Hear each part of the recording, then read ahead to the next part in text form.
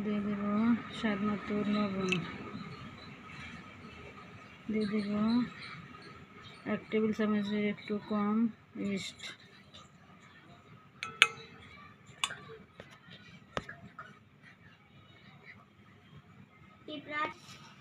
দিয়ে দেব 1 টেবিল চামচ উঁচু করে চিনি,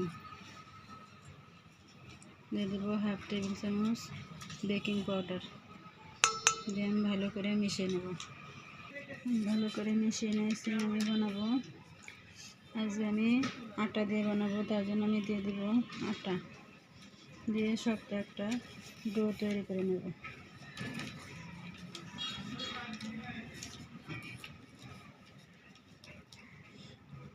একটা শক্ত ডো তৈরি করে নেব। আমি একটা শক্ত ডো তৈরি করে নিয়েছি। আমি এর ভিতরে দিয়ে দেব 2 টেবিল চামচ সয়াবিন তেল, দিয়ে আমি ভালো করে আরও 2-3 মিনিট মেখে নেব। মেখে নিয়েছি, দেখুন কতটা সফট হয়েছে। আমি এটাকে রেস্টে রেখে দেব 1 ঘন্টার জন্য। ফিরে আসছি 1 ঘন্টা পরে। একটু গরম জায়গায় ঢাকা দিয়ে রেখে দেব। ডাবল হয়ে গেছে, আমি এখানে বাতাস থেকে বের করে দেবো, দিয়ে একটু মুছে নেব। একটা রুটি বানানোর উপরের উপর নিয়েছি। আমি যে সাইজে নাস্তাগুলো বানাবো সেই সাইজে আমি লিচি কেটে নেব। এবার সবগুলো লিচি কেটে নেব। এখানে মোটামুটি 9টা লিচি হয়েছে আমার। আমি এখান থেকে একটা লিচি নিয়ে রুটির মতো বেলে নেব। এরকম ছোটো করে এরকম পাতলা করে একটা রুটি বেলে নিয়েছি। রুটির মাথায় একটু পানি লাগিয়ে দেবো। এরকম করে রুটিটা আমি ভাজ দিয়ে দেবো 2 পাশ থেকে। এরকম ডিজাইন হয়েছে, যেটা আমি এখন উল্টাই নেব। আমি আলু ভাজি দেব। সবার ঘরে আলু ভাজি সবাই করতে পারে, সেজন্য আমি আলু ভাজি রেসিপিটা দেখাইনি। আমরা সাধারণত রুটি পরোটার সাথে যে আলু ভাজিটা খাই, সেই আলু ভাজি। আমি এখানে কিছুটা আলু ভাজি দিয়ে দেব। দিয়েছি, এরকম করে মোড়াইয়ে নেব।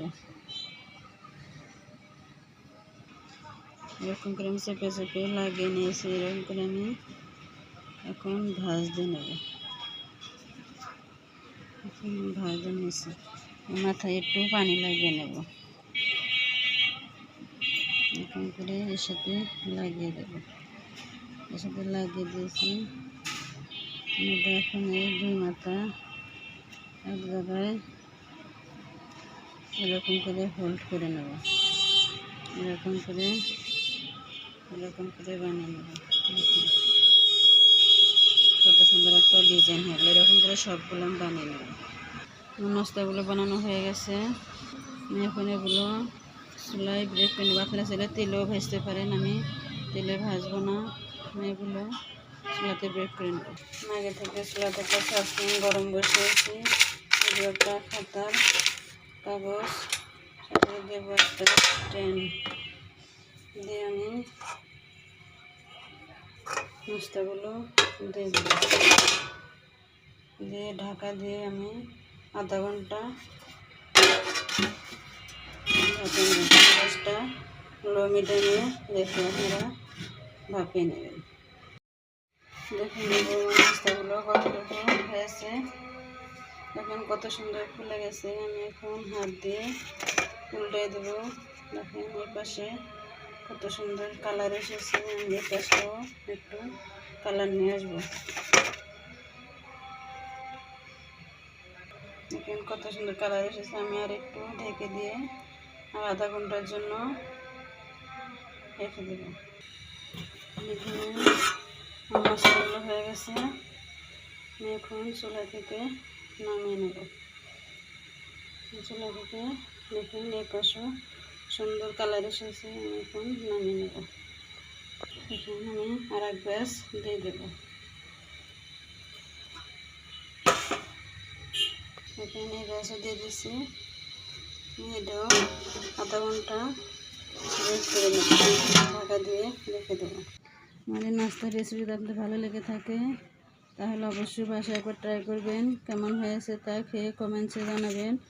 ফেসবুক থেকে দেখে থাকলে ফেসবুক পেজটা ফলো দেবেন, আর ইউটিউব থেকে দেখে থাকলে ইউটিউব পেজটা সাবস্ক্রাইব করে পাশে থাকা বেল আইকনটি ক্লিক করে দেবেন। সাথে যে সস, আরে দেখেন কত সুন্দর সফট হয়েছে, দেখেন কতটা সফট হয়েছে আর কত সুন্দর কালার এসেছে, দেখেন কত সুন্দর কালার।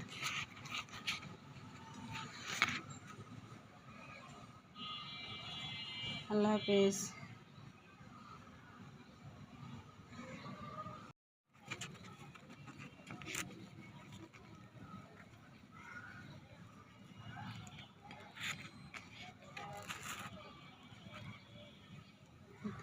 কতটা আলু